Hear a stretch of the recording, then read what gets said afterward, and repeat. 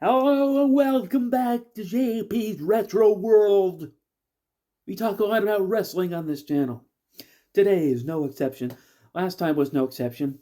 But today, we're going to talk about a WrestleMania that bears its own video. Because this one, in my opinion, was absolutely the worst WrestleMania of all time. And I'm not even exaggerating. There wasn't really, well, it's this one. WrestleMania 2000, it's really just WrestleMania 16, but because it was the year 2000, that was the whole Y2K thing, they did this whole WrestleMania 2000 gimmick for this event. But this, it wasn't very good. And I'll tell you why I thought it was terrible. Number one, it just was lackluster. I didn't really care about anything that really happened on this thing. I mean, not really. I mean, Chris Jericho was in this. He competed in a triple threat match, but I don't know. And he won one of the falls. It was a double title match, 2 out of 3 falls, whatever. But I don't know, or just 2 falls. But anyway, yeah, Kurt Angle went in as the Intercontinental and European champion, and he left without a single title because Chris Jericho won a title and another certain individual won another title that we're not going to mention on this channel because he did some terrible things and we're not going to mention his name. Sorry. Anyway, but yeah, there wasn't a single match on this. Well, actually, there was a Divas match, which was a single match, but it was just awful.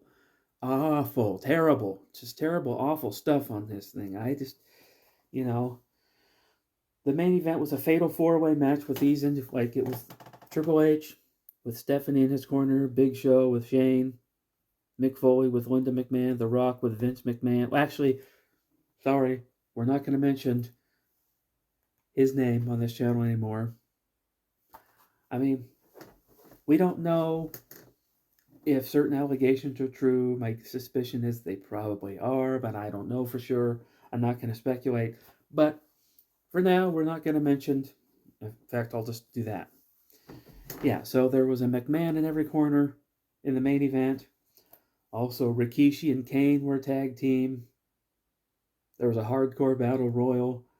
There was a triple threat tag team ladder match. It just wasn't very good. I'm sorry if you thought this was a fantastic event. I didn't like it. Why do I have the DVD? That's a good question.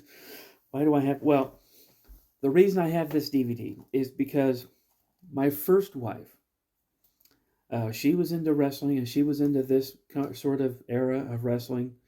And when we watched WrestleManias, we would watch them back to back. Or we would watch like all the pay-per-views of a certain year and we would get all the way through them. And so we had to suffer through, well, I had to suffer through crap like this. And the reason why I haven't gotten rid of this DVD is because it was one that I had from that marriage, but she passed away. So this is kind of one of those things I have as a memento to remember her by. But not a very good event. I have a book that accompanied this DVD. It's like a big hardback book that talks about the history of WrestleMania. But yeah, this isn't very good. This is a 2-disc set, so I guess that's good. There's 2 discs, and disc number 2 is just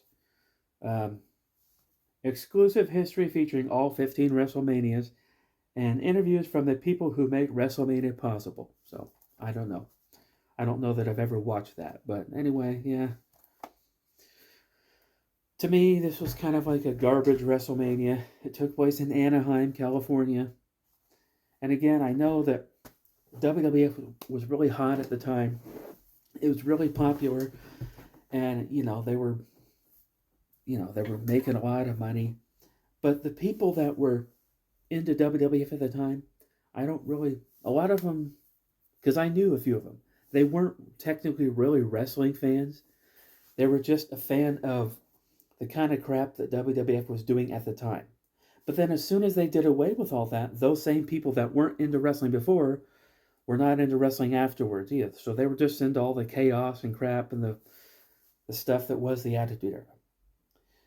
And it's funny, yeah, I sit here talk about the Attitude Era when I've got an Attitude Era tag team autograph right there. But there were exceptions.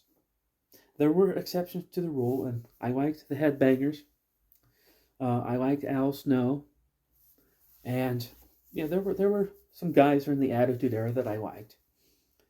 Rikishi was kind of cool, but and he was kind of a top guy that they were trying to use. Of course, there was the Big Boss Man, who was cool, and for a brief time they brought back Mr. Perfect, but he died shortly after that.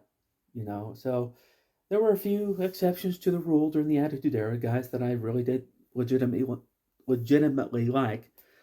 But like I said, I was mostly into WCW, even though WCW was kind of faltering at the time, and you could definitely see that they weren't all together there. But nevertheless, I still preferred them over the WWF, even though at the time the WWF did have Chris Jericho. And he's another guy that I did watch WWF for. I watched his stuff because I was always a big Chris Jericho fan. I'm still a big Chris Jericho fan, even though I'm not technically an AEW fan. But I do like Chris Jericho. But anyway, WrestleMania 2000, aka WrestleMania 16. Not a big fan. So, tell me what you think. Did you like WrestleMania 15? Did you like WrestleMania 2000? Some of you I know probably did, and that's okay. It's okay if you did. I personally didn't, but that's just me.